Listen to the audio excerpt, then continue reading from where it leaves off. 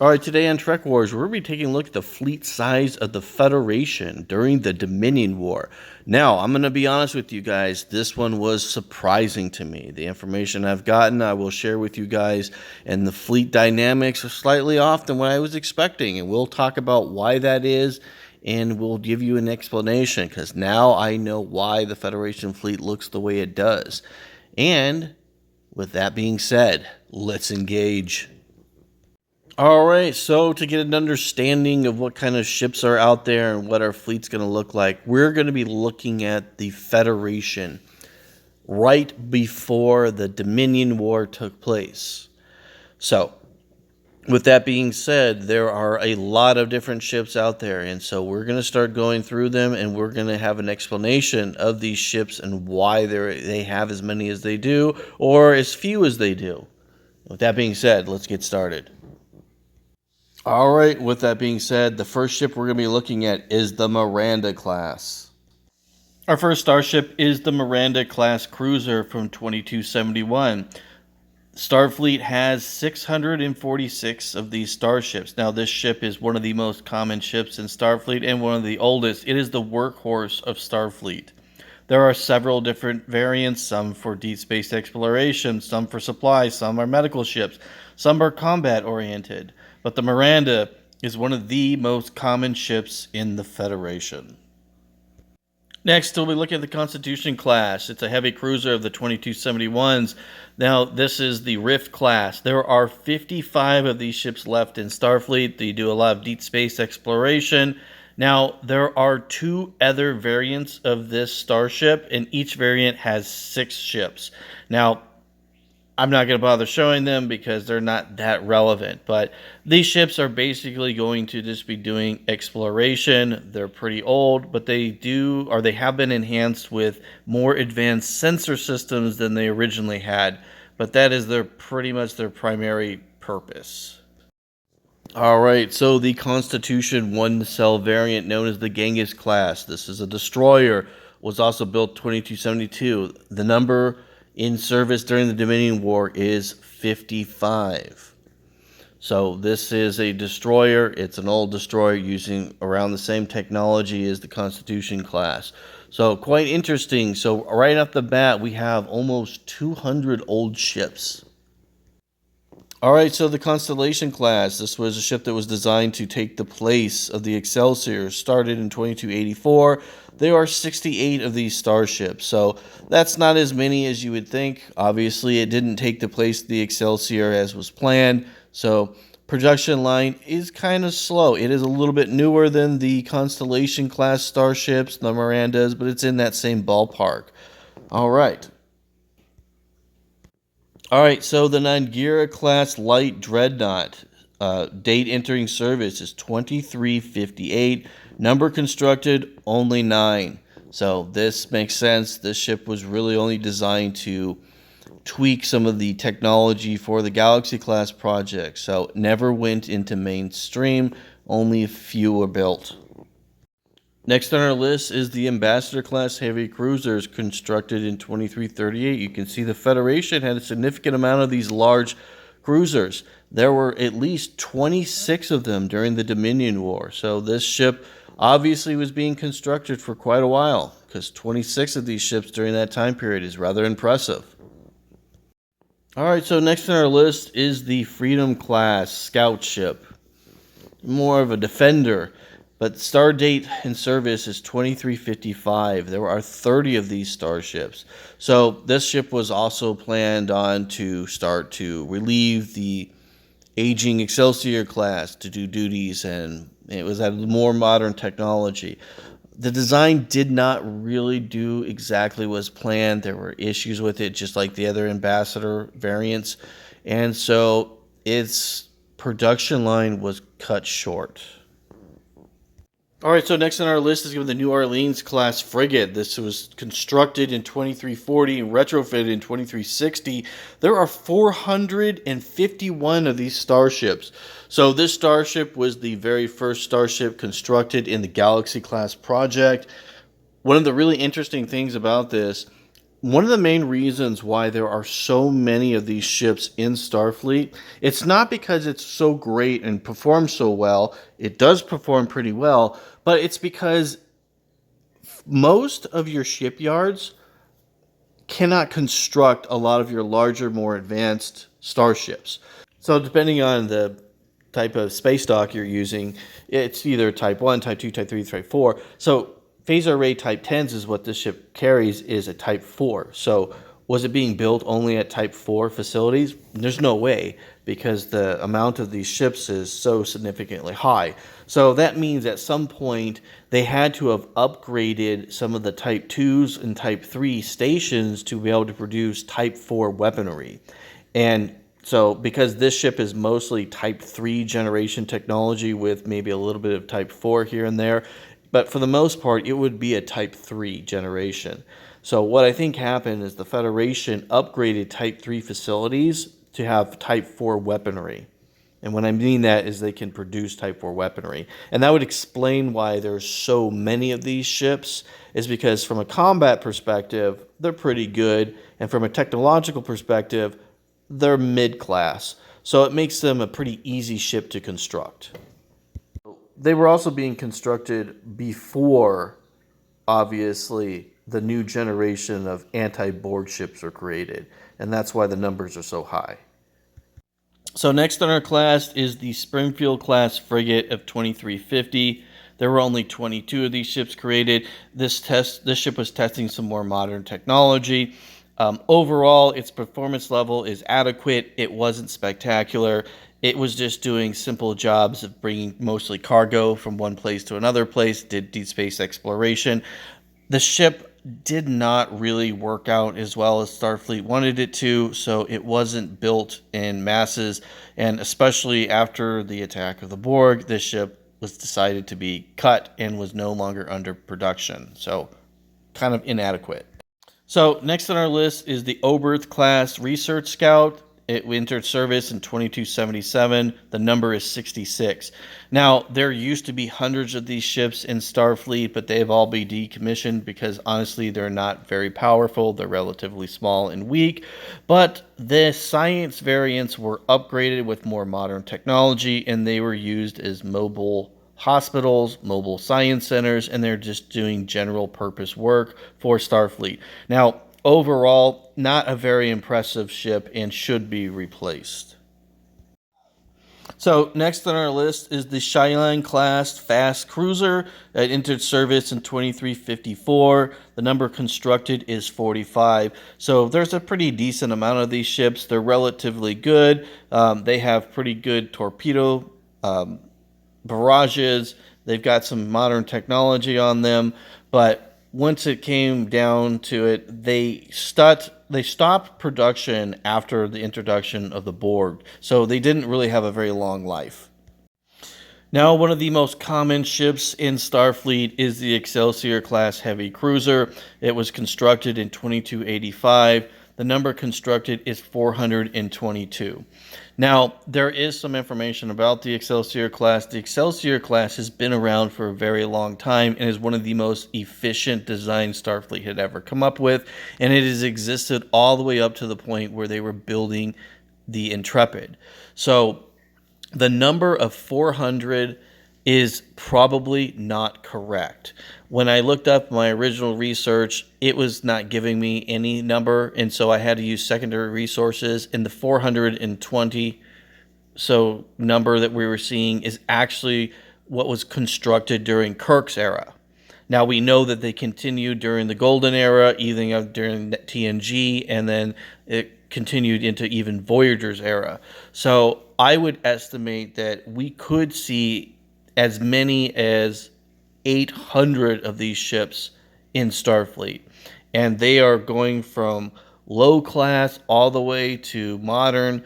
There's an Excelsior with just about every part out there. Now, there are even Excelsiors that had modern Type 4 technology, which was the Lakota. So this ship has seen every modification, every single transition that Starfleet has. It's been there and it's done its little job. The Excelsior overall is fantastic.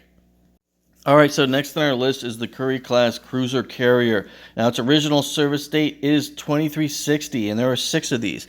Now, this ship was actually built during Kirk's era and was decommissioned, but they brought it back for the Dominion War. So this ship was reconverted into a carrier, but it's using modern technology. Now, the reason why there's only 6 of them is why the space docks were building newer ships for the war. Worker bees and just people themselves were assembling these ships from Starfleet junkyards in order to bring up the numbers, and then they added some more modern weaponry. So that's why there's not very many of these ships. They were built basically from scratch, and they were reassembled for war. All right, so the Centaur-class frigate is an Excelsior variant that's got some additional technology that the Excelsior classes don't. Makes it a little stealthy. There's 28 of them. They were actually built during the Dominion War. This was a prototype that didn't really go into service. There weren't very many built. So we know that lower-end space docks during the Dominion War were obviously building these ships because we're beyond that 6th level number and we're in the 20s. So not the greatest starship, but just something that had a specialized role.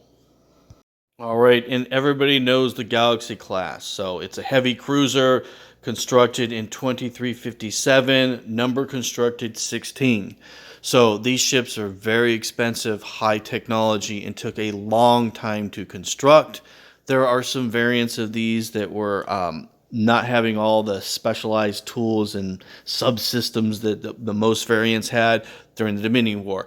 Now, the reason why there aren't so many Galaxy classes is because after the attack of the Borg, they switched to building different kinds of ships that were combat oriented. The Galaxy classes took a back seat to that. So there are very few Galaxies in the Federation fleet. There's 16 of them, but they are very powerful and they are command level starships. They are very important to the fleet and very, very important to Starfleet morale. So losing one of these ships is terrible. All right, so next on our list is the Challenger-class cruisers. They were built in 2360. They're a byproduct of the Galaxy-class lineup. They're a small Galaxy class, basically. There are 44 of these ships. I honestly was surprised. I didn't realize they made as many as they did. I kind of thought this ship was only a few of them built. I was thinking maybe 10 or so, but I was wrong. 44 is a pretty respectable number. These are actually pretty decent ships. Their shielding is equivalent to, let's say, the Intrepid class. It's pretty fast. Its weaponry is okay. Its hull strength is the same as the Galaxy class, so it really wasn't built for combat. So what I really think took place with this ship is they were being mass produced because the Nebulas and obviously the Galaxy classes take so long. They needed something to fit those reins, and they wanted something more modern, and they didn't want to build the old generation starships from the Lost Era. And that's where these things came from. Then the Borg took place, and then this line was cut. So next on our list is the Intrepid cruiser. Its star date is 2370. This is a very modern, brand new, top-of-the-line starship. The number constructed is 47. Now that's pretty good for the Intrepid. The Intrepid has really good sensors, and it is a really good support ship. It was being built with the Norways, the Steam Runners, and the other new generation Anti-Borg ships. I think that this is being used as probably a command ship for fleets, and the reason I say that is this ship has really powerful sensors, and the sensors aboard some of those other ships are only class 3. Now the Akiras have class 4, Galaxies have class 4s, Nebulas have class 5, and the Intrepids have class 4. So they're really good at command, and they're really good at keeping communications going. All right, so now we're going to look at the Nebula-class heavy cruiser. Stardate is 2356. So this was constructed slightly before the Galaxy classes were built. There are several different variants. They have specialized pods. They're a little more adaptable than the Galaxy class, so They had 21 of them. There obviously not that many of them were built. They're very high technology level. And when it comes to the modularity pods, I will let you know that the two that are closest, the ones that are the sensor kind of pods, and then what they refer to is the tactical pod, it's giving it class 5 sensors, which are superior than that of the Galaxy class. What I have seen is that this number is just for the Dominion War. After the Dominion War, they actually continued this line and not the Galaxy class because of the modularity and the specialized sensor system, which is very beneficial to Starfleet. And this ship is obviously easier to construct than Sovereigns, which are using Class 5 technology.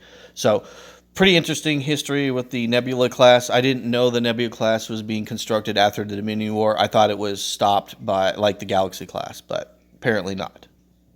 All right, so the next one we look is the Akira class missile cruiser 2368. So this ship was retrofitted and reconstructed and given additional technology. It was based a lot on the Galaxy class, but then was giving these upgrades.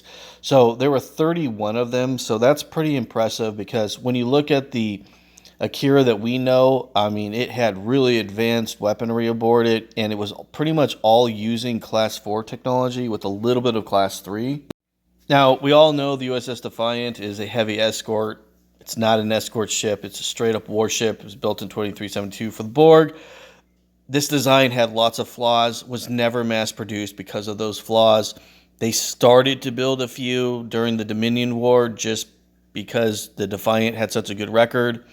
But overall, the technology level of a Defiant is only Class 2, except for its weaponry. So this is kind of a failed design, honestly, and it's why it never went into mass production. I don't know if this ship went into mass production after the Dominion War or not. I really doubt it, but I've seen some resources say it, but honestly, I don't think so. Okay, and then obviously the most powerful ship is the heavy cruiser Sovereign class, created in 2372. There were two of these ships by the time period of the Dominion War.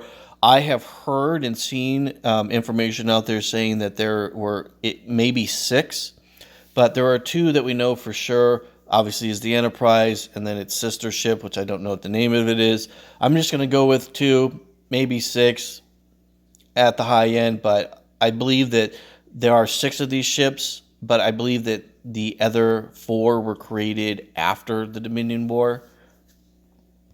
All right, so I purposely was holding off on the Anti-Borg ships for a reason. So obviously the Norway class is a medium cruiser, 2359. There are 298 of these starships. That's a lot. The Steamrunner class is at 237. It was created in 2368. And then this is pretty interesting. I didn't realize this, but the Sabre class of 2368, 722. Now, the Nova class was part of this anti-Borg fleet. Didn't really take off. They decided to use it as a science ship instead. And so the Nova is the original Defiant. There's 18 of these starships. They're not really super relevant. Honestly, I forgot about the ship and I just recently added it. Now, the Jaeger and then the Intrepid variant is what they call it. There could be 1 of these starships to maybe 6 on the high end. They're not really relevant enough for me to add to this, so I didn't.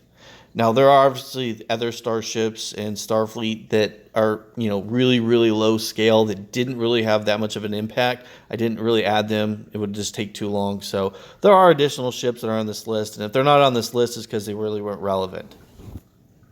So, as no surprise, I was using VASA for some of the numbers and some of the internal structures, some of the ships that are on there. I was substituting it with like Star Trek shipyards, Star Trek role-playing game, and then obviously Star Trek reference manuals.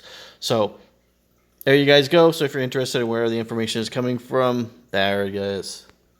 All right, and just to let you guys know, when I'm talking about the technology, the Type 1, Type 2, and all that in the shipyards, I'm actually going to dedicate a video to this. I was going to add it, but then I realized that it's very complex, there's a lot to it, and it honestly made the video way too long, and it deserves its own video. So that'll probably be the next video that comes out, is we will talk about the ships being constructed by the Federation and the different classes and the technology and how we know that.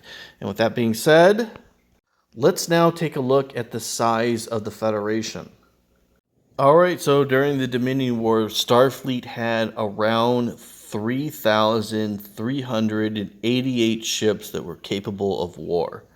So, where does that fall on the galactic scale? Well, it's pretty good, actually.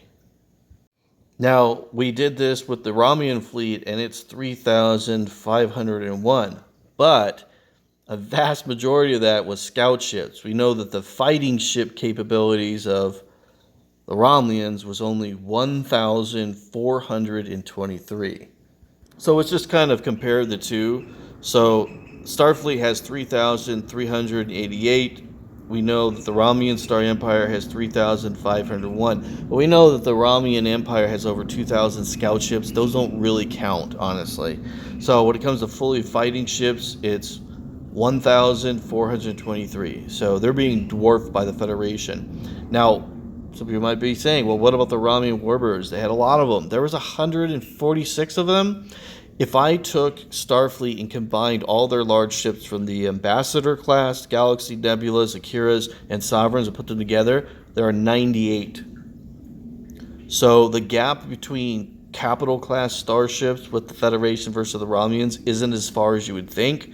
And they dwarfed them so much with cruisers that offset wouldn't matter. So in a head-to-head conflict with the Romulan Star Empire, the Federation would dominate the Romulans. So when I told you that I thought the Romulan Star Empire was a superpower and the secret superpower, wrong, wrong, wrong.